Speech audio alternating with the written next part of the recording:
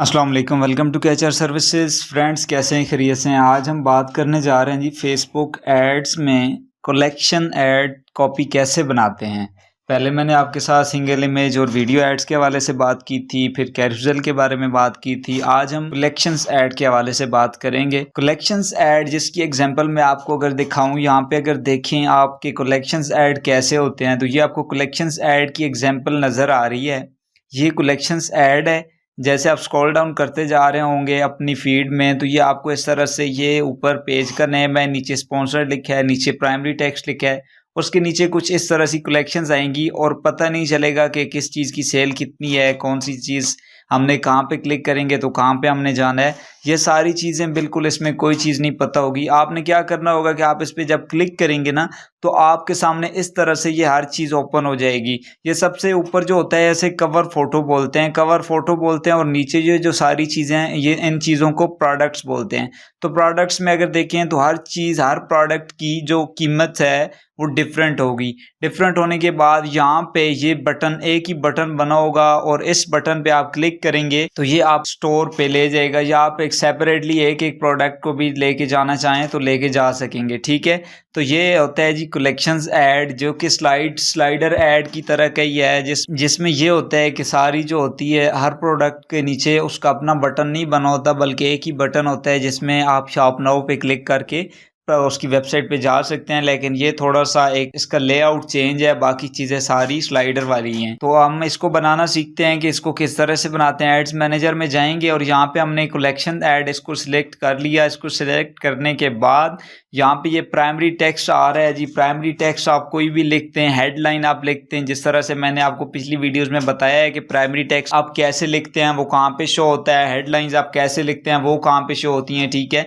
तो ये लिखना ज़रूरी होती हैं। उसके बाद नीचे जो चीज़ है कि टेम्पलेट आपने कौन सी चूज़ करनी है कि आपका जो ऐड है, कलेक्शन ऐड, वो किस तरह से शो हो।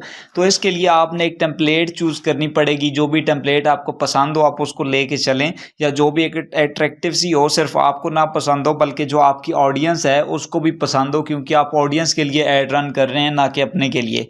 तो ये है जी, यहाँ पे चूज़ टेम्पलेट, इस पर क्लिक करें। क्लिक करने के बाद ये आपके सामने टेम्पलेट्स आ गई हैं। तो ये टेम्पलेट है, इस पर मैंने क्लिक किया तो ये आपको थोड़ा थोड़ा साथ ये प्रीव्यू बता रहा है कि ये किस तरह की टेम्पलेट है, आपको किस तरह से आपकी ऑडियंस को शो होगा और वो किस तरह से उसके साथ इंटरेक्ट कर पाएंगे।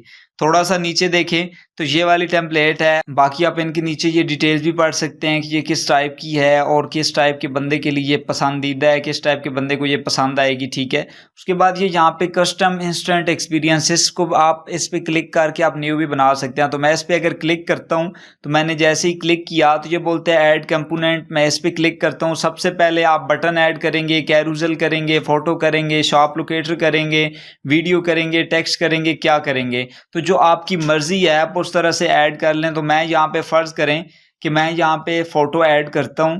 फ़ोटो ऐड करने के बाद मैं ओके पे क्लिक कर देता हूँ। ओके पे मैंने क्लिक किया तो मैं यहाँ पे अब क्या करना है, मैंने यहाँ पे इमेज ऐड करनी पड़ेगी। ठीक है, इमेज ऐड करेंगे। इमेज ऐड करने के बाद यहाँ पे वेबसाइट का लिंक देंगे। उसके बाद ये लेआउट, इस पे आप क्लिक करेंगे तो ये आपको बताएगा fit to width, fit to height, आपने कहाँ पे इसको सेट करना है। तो ये आप इस तरह से सेट कर पाएंगे। ठीक है, एक कंपोनेंट ऐड करने के बाद आप दूसरा कंपोनेंट यहाँ से फिर से कोई इमेजेस या कोई भी चीज़ ऐड कर दें। ठीक है, तो जो भी आप चीज़ ऐड करते जाएंगे वो ये नीचे आपको नज़र आता जाएगा कि कैसे आएगा। तो उसके बाद आपने क्या करना है, आपने सिंपली सेव पे क्लिक कर देना है, तो वो सेव हो जाएगी। वो आपके इस टाइम के लिए भी फ़ायदेमंद होगी, नेक्स्ट टाइम भी आप जब ऐड रन करने जा रहे होंगे तो उस टाइम भी आपके लिए फ़ायदेमंद होगी। तो उसके बाद हम सेटिंग्स पे अगर क्लिक करें तो सेटिंग्स क्या बोलता है जी, थीम है। आप थीम कौन सा रखना चाहेंगे, थीम आप जो भी रखना चाहेंगे, लाइट है तो लाइट रहने दें, या यहाँ पे डार्क है या कस्टम है, जो भी आप सिलेक्ट करना चाहें आप कर सकते हैं। मुझे वो नहीं लेके चलना, तो मैं यहाँ पे कोई सी टेम्पलेट जो है उसी को चूज़ कर लेता हूँ। इस पे चूज़ पे मैंने क्लिक किया तो ये स्टोर फ्रंट, इसको मैंने सेलेक्ट कर लिया। अब मैंने इसको सिलेक्ट किया तो ये यहाँ पे आपसे वीडियो मांग रहा है। ठीक है, वीडियो क्रिएशन हो रही है, आप वीडियो को चेंज भी कर पाएंगे। और नीचे ये आपको प्रोडक्ट्स की जगह नज़र आ रही है, यहाँ पे आपने प्रोडक्ट्स ऐड करनी है। प्रोडक्ट्स ऐड करने के बाद यहाँ पे अगर देखें तो ये लेबल नज़र आ रहा है, यहाँ पे लिखा हुआ है राइट समथिंग और यहाँ पे भी लिखा हुआ है राइट समथिंग। तो आप यहाँ पे कोई सा भी अपना एक टारगेटेड जो आप ये आपका बटन है तो बटन पे आप जो चाहें वो लिख सकते हैं, ठीक है। और डेस्टिनेशन यूआरएल और जो यूआरएल आप देना चाहें वो यहाँ पे आप दे दें, ठीक है। ये आप देखें ये आपका एड्स पूरा शो होगा। ऊपर आपको कवर नज़र आएगा, कवर के बाद नीचे ये प्रोडक्ट्स होंगी और प्रोडक्ट्स के नीचे ये बटन होगा, ठीक है। उसके बाद अगर ऊपर देखें तो ये हेडर का ऑप्शन आपको नजर आ रहा है, इसको अगर ऑन करेंगे तो यहाँ पे ये हेडर आ जाएगा। जिस तरह से ये हेडर आपको नजर आ रहा है, ये ऊपर उसके पेज का नेम लिखा हुआ है, जो कि इसके पेज का नेम है, ये यहाँ पे लिखा हुआ है, उसने हेडर के तौर पे यहाँ पे लिखा हुआ है। तो आप भी इस तरह से लिख सकते हैं, ठीक है। जैसे कि मेरे यहाँ पे KHR सर्विसेज आ गया तो मैं यहाँ पे इसको टाइटल जो है चेंज कर सकता हूँ। अगर करना चाहूँ तो मैं यहाँ पे लोगो भी ऐड कर सकता हूँ। जो लोगो आप अपलोड करना चाहते हैं आप अपलोड कर दें और वो यहाँ पे शो हो जाएगा। इसी तरह से ये इंस्टाग्राम का साथ ही है, तो इंस्टाग्राम के लिए भी साथ बिल्कुल सेम प्रीव्यू आपको नज़र आएगा कि इंस्टाग्राम पे ये किस तरह से वर्क करेगा। तो आप यहाँ पे देख सकेंगे कि इंस्टाग्राम के लिए भी कैसे वर्क करता है। तो यहाँ तक आपको तकरीबन हर चीज़ क्लियर होगी कि आपने किस तरह से एड्स सेट करने हैं, ऐड की कॉपी बनानी है, ऑडियंस सेट करनी है। तकरीबन हर चीज़ यहाँ पे इस टाइम पे आके कंप्लीट हो गई है।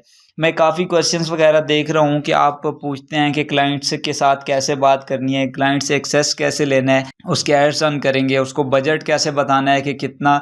तो ये सारी चीज़ें इंशाल्लाह मैं हर एक चीज़ स्टेप बाय स्टेप ज़रूर कवर करूँगा। लेकिन ये है कि हर चीज़ मैं स्टेप बाय स्टेप इसलिए कवर कर रहा हूँ ताकि आपको कोई भी चीज़ समझने में मुश्किल ना हो। वरना मैं तो एक ही वीडियो में हर चीज़ बता सकता था, लेकिन मैं आपको हर चीज़ step by step single by single बता रहा हूँ ताकि आप हर चीज़ को आसानी समझ सकें और आप इसको घोल के पी लें। जब तक आप इसको घोल के नहीं पिएंगे तब तक ये आपके फ़ायदा मंद नहीं होगी।